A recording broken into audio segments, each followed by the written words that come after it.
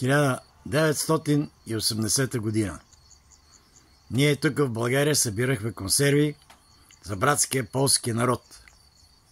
Него го беше сполетяла независимост и гладът и мизерията. А ние тук българите събирахме консерви. След 45 години поляците имат брутен вътрешен продукт 950 милиарда евро. Това означава, че Естония, Латвия, Литва, Украйна, Молдова, Румъния, България и Сърбия имат само с 5 милиарда евро повече съвкупен вътрешен продукт. На кой дължиме това състояние на нещата? Разбира се, на БСП-ДС и нейните дъщерни ракови образования НДСВ, ГЕРБ, ДПС.